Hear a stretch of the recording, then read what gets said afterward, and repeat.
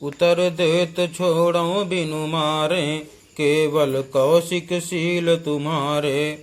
न तहि काटि कुठार कठोरे, गुरहि उरिन होते श्रम थोरे। अर्थात उत्तर दे रहा है, इतने पर भी मैं इसे बिना मारे छोड़ रहा हूँ। सो हे विश्वामित्र, केवल तुम्हारे शील प्रेम से, नहीं तो इसे इस कठोर कुठार से काट कर थोड़े ही परिश्रम से गुरु से उर्ण हो जाता। गाधि सून कह हृदय हंसी, मुनि हरि अरई सूझ। अयमय खाड़ न ऊखमय, अजहु न बूझ अबूझ। अर्थात विश्वामित्र जी ने हृदय में हंसकर कहा, मुनि को हरा ही हरा सूझ रहा है।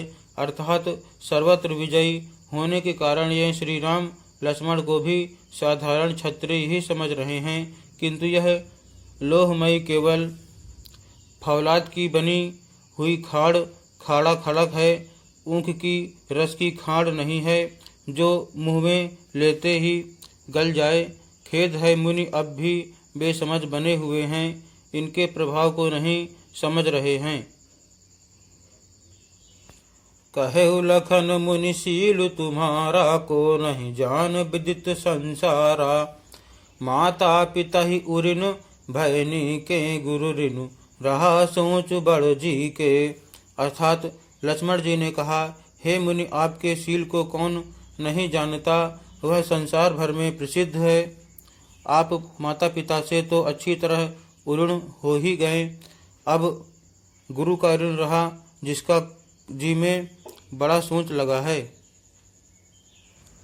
सो जनु हम रही माथे काढ़ा, दिन चली गए ब्याज बड़ बाढ़ा। अब आनिय ब्योहरिया बोली, तुरत देव मैं थैली खोली। अर्थात वह मानो हमारे ही मत्थे काढ़ा था, बहुत दिन बीत गए, इससे ब्याज भी बहुत बढ़ गया होगा। अब किसी हिसाब करने वाले को बुला लाइए तो मैं तुरंत थैली खोलकर दे दूं। सुनि कटु बचन कुठार सुधारा, हाय हाय सब सभा पुकारा।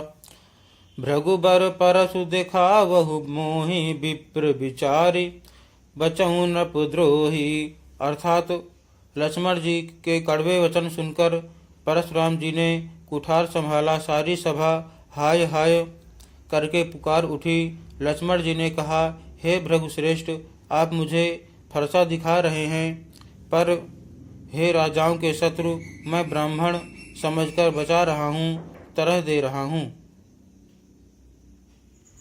मिले न कबहु सुभट रन गाढ़े, दुज देवता घर ही के बाढ़े। अनुचित कही सब लोग पुकारे, रघुपति शयन ही लखन निवारे। अर्थात आपको कभी रणधीर बलवान वीर नहीं मिले, हे ब्राह्मण देवता, आप घर ही में बड़े हैं, यह सुनकर अनुचित है कहकर सब लोग पुकार उठे। तब श्री रघुनाथ जी ने इशारे से लक्ष्मण जी को रोक दिया। लखन उतर आहुति सरिस, भृगुबर को पुक्रसानु। बढ़त देख जल सम बचन, बोले रघुकुल भानु। अर्थात लक्ष्मण जी के उत्तर से जो आहुति के समान थे, परशुराम जी के क्रोध रूपी अग्नि को बढ़ते देखकर रघुकुल के सूर्य श्री रामचंद्र जी जल के समान शांत करने वाले वचन बोले। नाथ करहु बालक पर छोहु, सूध दूध मुख करिय न कोहु। जौ पय प्रभु प्रभाव कछु जाना, तौ की बराबरी करत अयाना। अर्थात हे नाथ, बालक पर कृपा कीजिए, इस सीधे और दूध मुहे बच्चे पर क्रोध न कीजिए। यदि यह प्रभु का आपका कुछ भी प्रभाव जानता तो क्या यह बेसमझ आपकी बराबरी करता। जौ लरिका कछु अचगरी करहीं, गुरु पितु मातु मोद मनु भरहीं। करिय कृपा शिशु सेवक जानी, तुम समशील धीर मुनि ज्ञानी।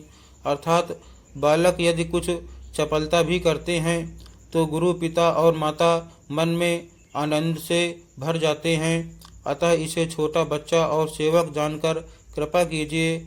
आप तो समदर्शी, सुशील, धीर और ज्ञानी मुनि हैं। राम बचन सुनि कछुक जुड़ाने, कहि कछु लखन बहुरि मुसुकाने।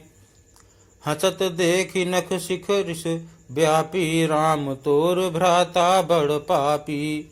अर्थात श्री रामचंद्र जी के वचन सुनकर वे कुछ ठंडे पड़े। इतने में लक्ष्मण जी कुछ कहकर फिर मुस्करा दिए। उनको हंसते देखकर परशुराम जी के नख से शिखा तक सारे शरीर में क्रोध छा गया। उन्होंने कहा, हे राम, तेरा भाई बड़ा पापी है।